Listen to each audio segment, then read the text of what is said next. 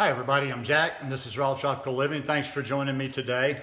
Well, this morning it was a bit anxiety filled. I woke up and there were no bananas in the house, but I'm just joking a little bit. I always know I can get some at any number of places, so I hopped on the bus, went downtown, got 50 perfect spotted bananas for about $5. So that's a good thing. I'm settled in. I should be good until the market on Saturday. I might go fill in a little bit more, but anyhow, I wanted to talk today about how to have long-term success, how to succeed on the raw vegan lifestyle, how to have long-term success on the raw vegan lifestyle. And I do videos like this every day, mostly on the subject of raw veganism, plant-based lifestyle, and related subjects. So if you're not already subscribed, I'd appreciate if you'd hit that subscribe button and click on the little bell and check send notifications so you will stay subscribed to the channel. Yeah, that was a little bit tough this morning. Life is hard. Life's not as easy as you guys think down here. Let's say, okay, I woke up, no bananas. I had to get on a bus, pay 50 cents, go downtown and scrounge up bananas. Then the horror, I'm outside taking my vitamin D and it's hot. It's about as hot as it's been here. I actually broke a sweat. Tough life, eh? Yeah, I wanted to talk, I was thinking about this one while I was in bed doing a few things last night. And the first thing I want to start off with, I want to address some crazy psychology out there. Before I even get started talking about success, let's talk about failure. And this whole mentality is just astounding to me. And don't do it. Just don't do it. If you resonate with this, then work on your head a little bit. People that consider anything other than fully raw vegan a failure, that's asinine in my world. I see so many people out there that they're really not doing that bad, but mentally it's getting into their game because they're just obsessed with fully raw. They're not obsessed with being the best version of themselves they can. They're obsessed with being fully raw no matter what. They don't care if they have to eat a shit ton of nuts to do it. They don't care how much fat. It's fully raw, fully raw, fully raw. And then if they eat one morsel of cooked food, they consider that a failure. So right there, bad psychology to start off with. What do I always talk about? It's about patience. It's about patience. The best thing I would say, no matter, just you come to this lifestyle, you're a complete newbie.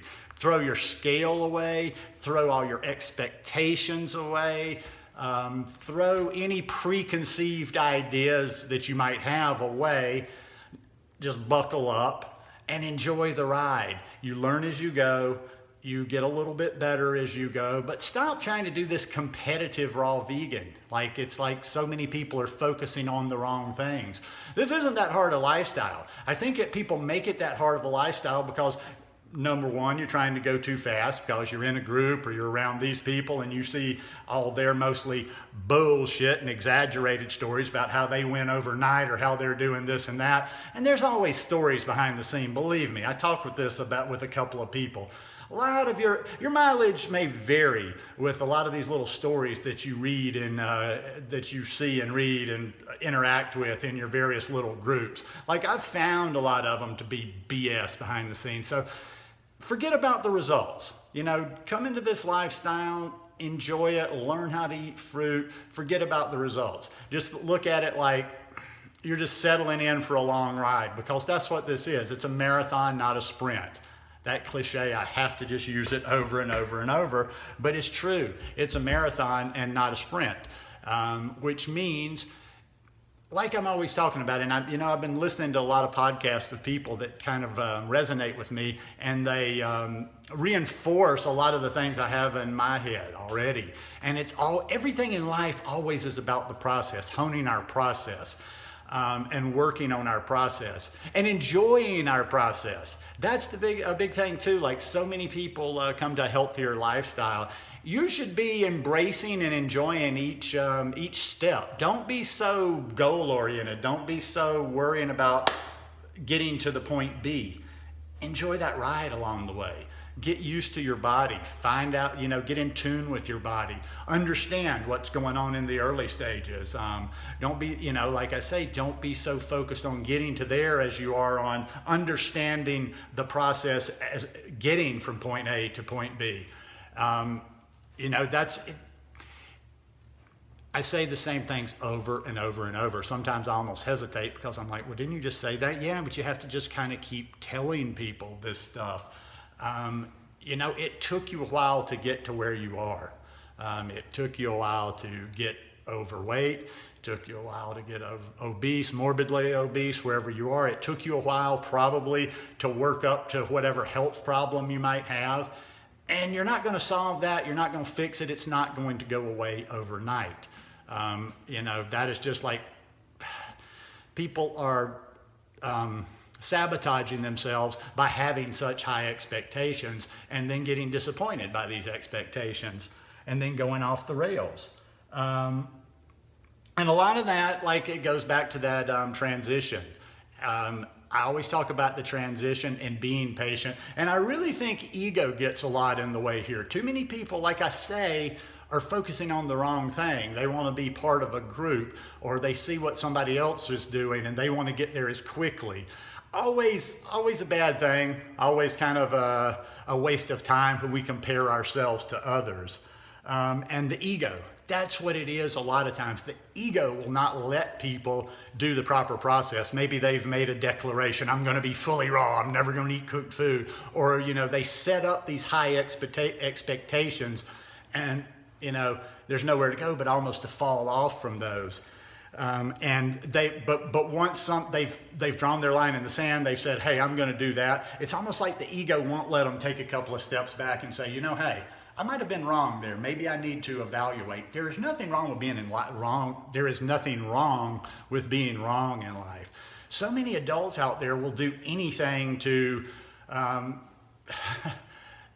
not say, okay, this was wrong, or at least validate in their own head that they've done something wrong, like it's something makes them less of a person or whatever. But that's a big problem.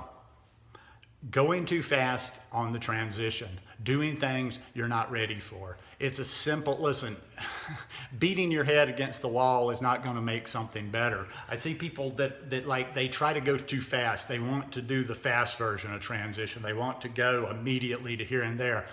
And if you can do that, there will be a few people out there can do that. So I'm not talking to them, but I'm talking to the people that fail over and over and over and over and don't adjust their process. They don't adjust what they're doing at all. That ego gets in the way and they're just like, nope.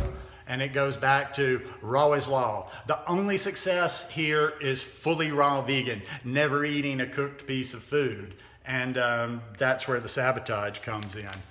I don't know. I kind of almost think like some people get it and some people don't. I mean, that's kind of a little bit depressing to think of, that you can't switch minds a little bit, but there's just some people that don't get this lifestyle. And I don't necessarily even mean the raw vegan lifestyle. A lot of people, in the high carb vegan lifestyle in general, they just have flawed processes. And who am I to judge flawed processes? They haven't worked over and over and over and over. And that's insane when you keep doing the same thing over and over and over and over, expecting to get a different result. And that's not a quote by Einstein, I don't think, like he was famous for. They attribute that to him, but anyhow, that's neither here nor there.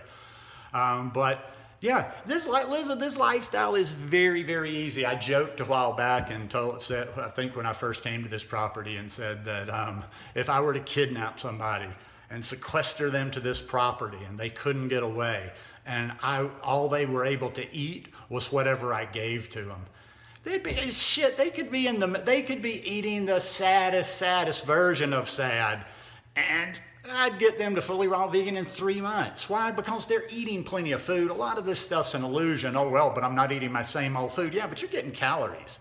Even in the beginning of this lifestyle, once I started figuring a few things out, as long as I had calories in my belly, as long as I wasn't letting myself get hungry, I could do this raw thing all day long. I just keep plenty of fruit around. So, I mean, really what it is people psyching themselves out and getting in their own heads, and listening to certain stories, telling themselves, I can't do this, or I have to have my meat, I have to have my cheese, I can't do without this, I won't be able to, it'll take this, or the rationalizing of like, I have to go uber slow and make one change a day for the next 3 years to get there. Think about it. Okay, think about my what I ate in a day videos. Like, how can you not get through a day if you did some of those things? I'm like, okay, if you, and some people don't like to eat the amounts that I do, but we're talking about getting through. We're talking about getting to a comfortable place where you're doing the raw vegan lifestyle. Then you can tighten up and you can make adjustments and whatever, but boom, right there. In the morning, you have like banana and ice cream, 10 bananas worth of banana and ice cream. Wow, there's 1,000 calories in your belly right there. That carries you a long way. Another time during the day, and I'm just talking two meals or 2 feedings here. You have a big green smoothie during the day as well. Maybe like 6 or 7 bananas minimum, a head of kale. So now you got your greens, but now you've already got about 16 bananas worth. So those calories are adding up. You get yourself a few salad dressings that you like, or a few toppings that you like for zoodles or whatever, and you know, you have a big dinner with a reasonable amount of fat. Maybe you have some avocado on that salad. Maybe you have some tahini in your dressing. Maybe you have hemp seeds, whatever. But if you think this thing out, you can do it. You can do it, but you got to put the effort into it. If you're not going to put the effort into it, and if you're not going to adjust when you fail, then just sit there, shut up, and suffer in silence, and don't keep on and on asking people, whining and taking up their time. Well, why is it not working for me? You got to be proactive on this lifestyle. Anyhow, just my 2 cents worth. Hope you guys enjoyed this video. If you like it, please give me a thumbs up, and I will see you guys again tomorrow. Peace.